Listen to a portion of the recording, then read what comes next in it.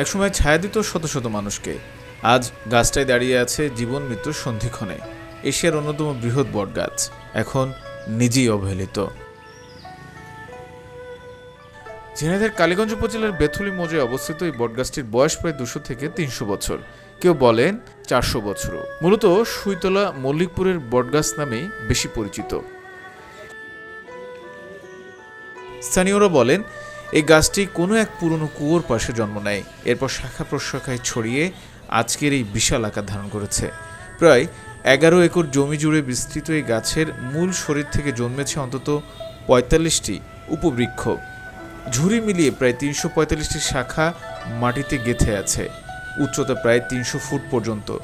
1980-র দশকে বিবিসি এটিকে এশিয়ার বৃহত্তম বটগাছ হিসেবে তালিকাভুক্ত করে। এমন গাছ গোটা দক্ষিণ এশিয়ায় হাতে গোনা। বটগাছটা ঠিক একটা ছাতার মতো, মানে চারিদিকটা একটা ঝোপঝোপ হয়ে উপরের মানে ছাতার মতো উপরের থেকে আস্তে আস্তে মাটির সাথে হয়েছে। এর ভিতরে কোনো লোকজন আসতো না। আস্তে আস্তে শেষ হলো যে 71 সালের পরের থেকে এর ভিতরে লোকজন আসা শুরু করলো। আর তাছাড়া আপনার বটগাছটা বায়োলজিক্যাল ভাষায় বলা হয় এর কিছু স্তম্ভমূল, অর্থাৎ প্লার মূল, ডালের থেকে মূল ছাড়ে। এই মূলগুলি ফেলে ছাড়তে দেয় নাই, বা এই লোকজন যখন এই লোক চলাচল বেশি হয় তখন তো মূলগুলি দেখতে ভালো সুন্দর দেয়, হাত ভেঙে দিলে ওই মূলগুলি যখনই ছাড়তে পারে তখন তো সে অটোমেটিক্যাল মারা যাবে। এই গাছের নিচে একসময় জমতো হাট বাজার, পুজো হতো, খেলাধুলা হতো, ঈদের নামাজ পর্যন্ত আদায় করা হয়েছে। এটি ছিল এক সামাজিক মিলন মেলা, একটি জীবন্ত মঞ্চ। গাছটির নিচে গড়ে ওঠা বেথুলি বাজার এখনো চালু আছে। লোকজন এখনো গর্ব করে বলেন এই গাছের বয়স আমাদের দাদারও আগে। তাদের চোখে এটি শুধু প্রকৃতি নয়, এটি পারিবারিক গল্পের অংশ, গ্রাম্য জীবনের মূল ভিত্তি। এখানে পুরনো একটা ঐতিহ্য আছে যে পুরাতন একটা বট গাছ আছে, সেই বট গাছটা দেখার জন্য আমরা আর কি সপরিবার মিলে এখানে বেড়াতে। এগুলো তো আরো সুন্দর লাগতেছে। গ্রামের ভিতরে একটা ঐতিহ্য ধরা জঙ্গল দিয়ে, মানে বট গাছের ভিতরে জঙ্গল, কত সুন্দর দেখা যাচ্ছে। খুব ভালো, সুন্দর লাগছে, পরিবেশটা খুব ভালো, অনেক ভালো। কিন্তু এত বড় ইতিহাস, এত বড় বিস্ময় আজ পড়ে আছে অবহেলায়। রক্ষণাবেক্ষণ নেই বললেই চলে।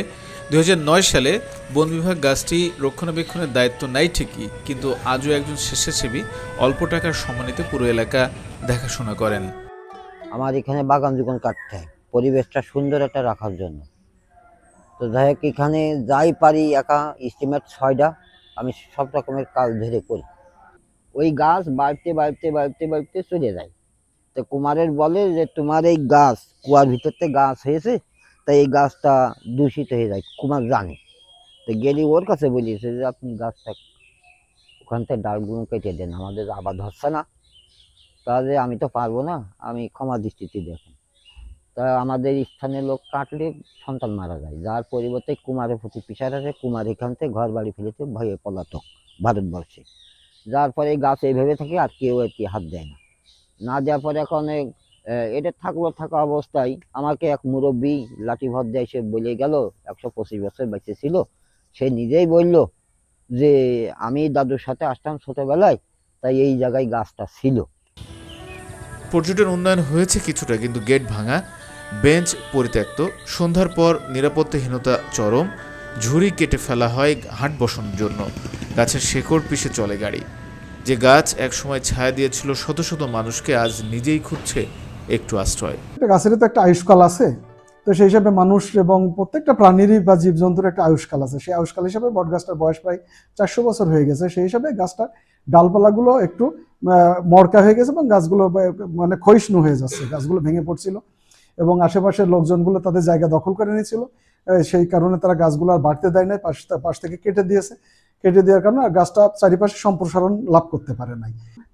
এলাকাটাকে পর্যটন হিসেবে গড়ে তোলানোর জন্য আমরা বটগাছের চারিপাশে ফুড ট্রেল, মানে হাঁটার রাস্তা করব, এটা একটা পরিকল্পনা আছে। প্লাস ওখানে আমরা কতগুলো অবজারভেশন টাওয়ার করা হবে, যেটা টাওয়ারের উপরে বটগাছের চূড়াটা দেখতে পারে বা মাথাটা দেখতে পারে এবং আশেপাশে দেখতে পারে। এই গাছ শুধু প্রকৃতি নয়, এ আমাদের ইতিহাস। একটা গাছ যে শত বছর টিকে আছে মানুষের সঙ্গে, মানুষের জন্য। প্রশ্ন হচ্ছে, এই ইতিহাসকে আমরা কি বাঁচাতে পারবো, নাকি একদিন আমাদের সন্তানরা শুধু গল্পেই শুনবে? কালীগঞ্জে এমন একটা গাছ ছিল যা আমরা বাঁচাতে পারিনি।